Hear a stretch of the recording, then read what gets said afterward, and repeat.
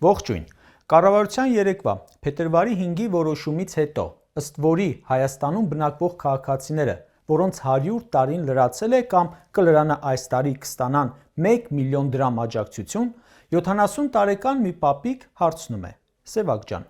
այսինքն ես պետք է ապրեմ 100 տարի, որ կառավարությունը իմ նկատմամբ իր պարտավորությունը կատարի։ Հարցը շատ տրամաբանական է։ Սա վերաբերում է մեր հանրության ամենամեծ շերտին, ավելի քան 500,000 մարդու։ Նիկոլ Փաշինյանը խոստացել է ապահով ծերություն։ Ապահով ծերությունը ի դեպ ցանկացած իշխանության պարտավորությունն է։ Ապահով ծերություն նշանակում է, որ մարդը իր կյանքի վատ է հնչում, բայց վերջին փուլում այն ժամանակ, երբ ինքն է պետության հոգացության ներքո, ամբողջ կյանքում աշխատել, հարկեր է վճարել պետությանը եւ հիմա էլ պետությունն է պարտավոր իրեն խնամել, պետք է այդ կենսաթոշակի փուլում ապրի արժանապատիվ, անվտանգ եւ կայուն պայմաններում, առանց մշտական վախի, թե ինչպես եմ ես ապրելու վաղը։ Ապահով ծերություն նշանակում է ֆինանսական անվտանգություն։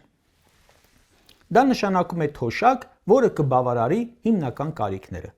Թոշակը հարստանալու համար չէ, այլ կարիքները բավարարելու, այսինքն պետք է կարողանա ապրել իր թոշակով առանց կողքից այլ վճարովի աշխատանք անելու։ Ոչ թե պարզապես գոյատևել, այլ նորմալ կյանք, սնունդ, կոմունալներ, դեղորայք, հագուստ, չլինել ամբողջովին կախված երեխաներից կամ ուրիշներից։ Մատչելի եւ որակյալ բժշկական օգնություն, բուժման հասանելիություն, կանխարգելում, ոչ թե դիմի բժշկի, երբ արդեն շատ ուշ է։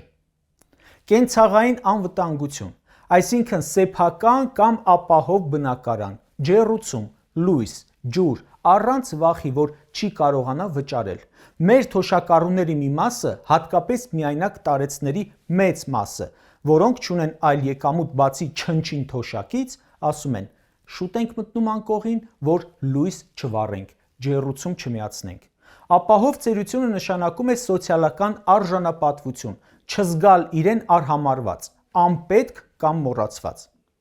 Ապահով ծերությունը նաև նշանակում է շփում, հարգանք, մասնակցություն հասարակական կյանքին։ Ապահով ծերություն նշանակում է պետության եւ հասարակության վերաբերմունք, ոչ որպես բեռ, այլ որպես փորձ ունեցող, վաստակ ունեցող մարդ։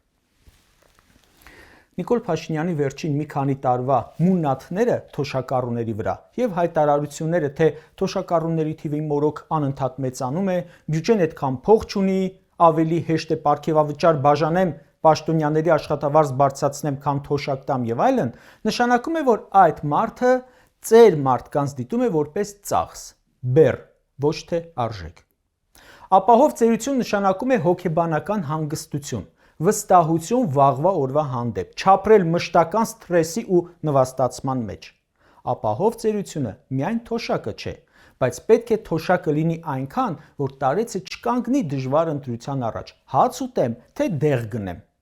Այսօր Հայաստանում ապահով ծերությունը համակարգ չէ, այլ նշանակում է շատ երեխաներ ունեցիր, որ քեզ օգնեն։ Հայաստանում թոշակով կարող է անձը ապրել առավելագույնը 10 օր։ Իսկ ինչն է խանգարում, որ պետությունը նորմալ թոշակ տա։ Խանգարում է միանշանակորեն կոռուպցիան,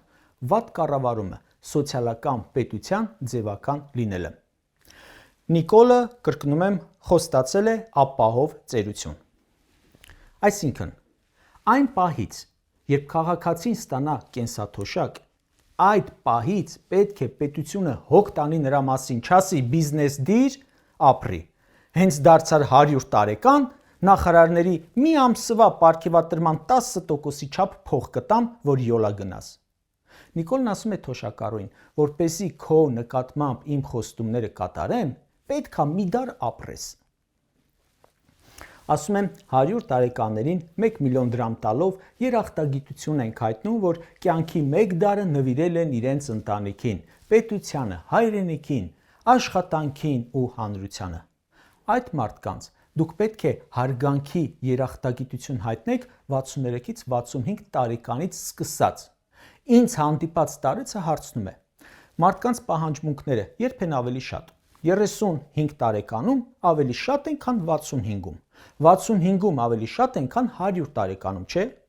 Բայց ասում է, ես 65 տարեկանին կտամ 36,000 դրամ, իսկ 100 տարեկանին միանվագ 1 միլիոն։ Ըստ Նիկոլի, 65 տարեկանը չգիտի թե ինչի վրա ծախսի 10,000 դրամը, դրա համար չի ավելացնում, բայց 100 տարեկանը գիտի ինչի վրա ծախսել 1 միլիոնը։ Ասեք, որ աբսուրդ է։ Կես միլիոնից ավելի թոշակառու կա Հայաստանում, իսկ քանիսն են, որ ապրում են 100 տարեկան եւ ավելի։ Ընդամենը 71-ը։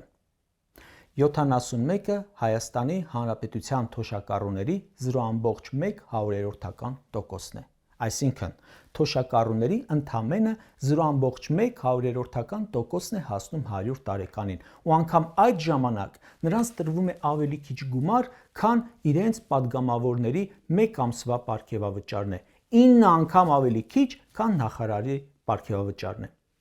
Ասում է ավելի հեշտ է նախարարների աշխատավարձը բարձրացնեմ, քան թոշակը։ Դա պատասխան չէ։ Մի բարձրացրու նախարարին մինչև այն պահը, երբ բոլորին տալու հնարավորություն կունենաս։ Աբսուրդ է, ժողովուրդ։ Ծայրահեղ անարդար է պաշտոնյայի ու թոշակառուի ստացածի տարբերությունը։ Պլյուս դրան պաշտոնյայի ստացած պարգևավճարը։ Երկրորդ նախագահը օրինակ ասում է, պետք է բարձր պաշտոնյաների պարգևավճարից առհասարակ հրաժարվել, տալ միայն միջին օղակին։ Պարգևավճարը պետական պաշտոնական կոռուպցիան է։ Ինչ են անում այս մարդիկ, ժողովուրդ ջան։ Փողերը ծախսում են աչուձախ իրենց մերձավորների, իրենց բիզնես գործընկերների հաջողությունների բարգավաճման համար, թալանի վրա, իսկ հերթը հասնում է թոշակառուներին, հիմարացնելու ձև են գտնում։ Ասում են, թոշակառուն չգիտի ինչպես ծախսել, դրա համար չենք բարձրացնում։ Թոշակառուի տունը մեկ է, չի տաքանա, դրա համար չենք բարձրացնում։ Աղքատը աղքատ չլինելու հմտություն չունի, դրա համար աղքատությունը չենք իջեցնում։ Եթե թոշակը բարձրացնենք, թոշակառուների կենսամակարդակը ավելի կվատանա։ Այս կարգի բաներ են սրանք ասում, որպեսզի իրենց պարտավորությունը ձեր նկատմամբ չկատարեն։ Այդ աղքատ չլինելու հմտությունից դրանից ոնց որ մենակ ունեն ՔՊԱ-կան պաշտոնյաները։ Մենակ իրենց մինիստրները ունեն, իրենց դեպուտատներն ունեն այդ աղքատ չլինելու հմտությունից։ Հմտությունն այն է, որ Լենինականից քայլելով գաս իշխանության ու դառնաս միլիոնատեր։ Ֆինանսների նախարարը, այն որ փաստաբաններն ասում էին հայտարարագրից կոռուպցիան փչում է, ասում է Հայաստանում բարեկեցիկ կյանքը շոշափելի իրականություն է։ Լավ, իսկ ում համար է բարեկեցիկ այդ կյանքը, բացի ՔՊ-ից։ Նիկոլն ասում է. շատ մոտ ենք ծայրահեղ աղքատությունը վերացնելու մեր նախընտրական խոստումին, որ տվել ենք 2021 թվականին։ Հիշեցնեմ, ծայրահեղ աղքատությունը վերացնելու խոստում տվել եք ոչ թե 2021, այլ 2018 թվականին, որ 2023 թվականին վերացրած պետք է լինեք ծայրահեղ աղքատությունը, իսկ աղքատություն իջացրած լինեք 10%-ային կետով, այսինքն պետք է հիմա աղքատությունը լիներ 10%-ի կարգի համաձայն ձեր խոստման։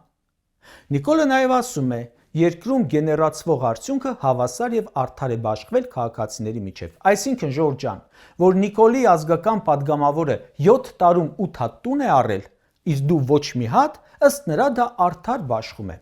Այն որ մինիստրը ստացել է 9 միլիոն դրամ պարգևավճար, տարեցի 36,000 թոշակ, դա արդար բաժանում է ըստ Նիկոլի։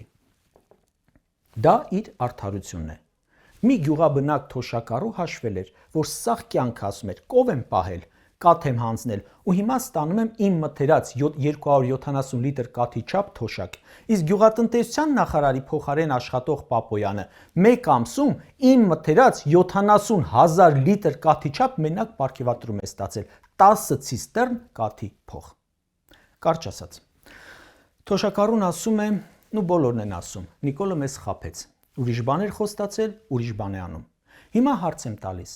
ցանկանում ես էլի խաբվել, ժողովուրդ։ Ասում է ոչ, բայց ամենակարևորը, պատրաստ ես չխաբվել։